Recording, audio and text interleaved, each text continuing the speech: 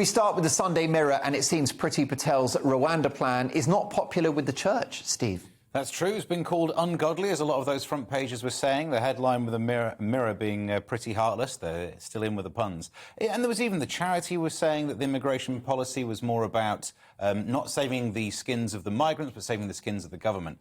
And I was thinking on that earlier. Forget for a second whether you think the core concept is a good or a bad idea, and just look at the timing of it. We definitely know that Partygate's a really sticky wicket of it, and for a while it was more war news than Partygate. All of a sudden that flipped, and then we're talking about this. So even if you don't ask yourself the question, do you think it's good or bad, the timing is suspicious. Then you think about some of the other things we've been reading about, the legal arguments against it, whether it's even workable. It seems odd not to have got those ducks in a row before you announce it. So why are you announcing it? Again, it comes up to this. I think the point is, like, a dead cat is a dead cat, even if you are into taxidermy.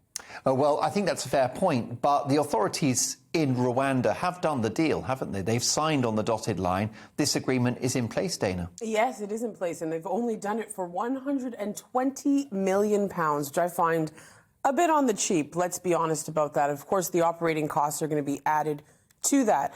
I think what happens is that this sets a dangerous precedent. The UK has already been condemned by the UNHCR for actually trying to criminalize migrants. Let's ask this question. Are they going to process Ukrainians in Rwanda? Well, the issue is that the people crossing the channel are in a safe country, which is France. So why do they come to the UK? That's just, language, that's one. Connection. Yeah, but they're not fleeing. They're not fleeing for their lives, are they? Well, have you been to Calais? I'm sure you'd believe France that. is a safe country. I think we can all agree that. Well, I think what's happening is that it's a little bit harder to get out of Calais. Let's be honest about that. And what the UK is trying to benefit from is where they are, right? You can't get to the UK as easily because it's an island. So how is anyone, what are you going to say? Basically, only the countries that border the UK are going to be the ones that claim asylum? Again, the UK is taking 1% of these migrants. They're not taking their fair share, and considering that's a different story, and that perhaps could be agreed in statute. But the issue is why these migrant crossings are happening on the channel. It's a perilous journey, and there are gangsters who are profiting from people paying a lot of money to make those crossings. Well, the idea of the Rwanda plan is to destroy the business model of these gangsters. Okay, well, you can call them gangsters if you want, but if you're somebody... They're taking money to help people risk their lives to cross the channel illegally. Well, you can call them gangsters if you want, but I think if you talk to any refugee, which I don't see a lot happening in the news, a lot of people would call these guys their savior. Do you know what I'm saying? If you've ever passed through Calais or just seen what's going on in that camp, you'd think you were in Rwanda.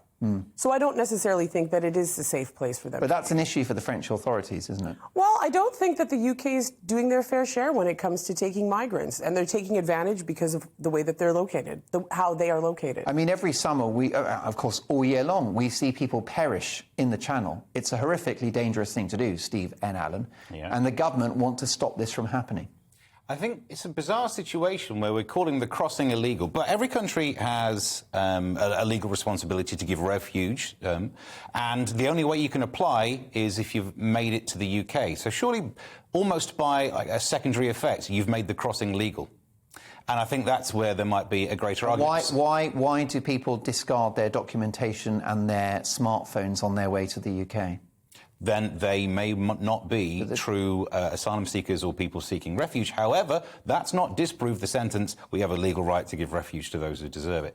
Just because you can find someone who doesn't deserve it doesn't mean you've proved that no one does. What about the dissatisfaction of the British public, or a lot of the people that maybe watch this programme, that vote in elections, in regard to the nature of these crossings, given how unofficial they are? Well, I mean, it's understandable, and more needs to be talked about it. Thank heavens we're not living in a time of politics. I remember the elections where no one would say the word immigration, but it doesn't mean we've found the right solution. I don't think this is the right solution. It does. Well, what is the right solution? I don't know, but I tell you what, it looks like God's not in favour of it either. That's the latest update, isn't it? Yeah, I mean, this will be a kind of added headache for the Prime Minister. Basically a kind of pretty strong attack from the Archbishop of Canterbury in relation to this policy, that it's immoral or ungodly, un-British maybe. And it's potentially a liability issue, because if anything happens to them in Rwanda, the British government could also find themselves in a lot of hot water. Fascinating conversation. No doubt that one will continue.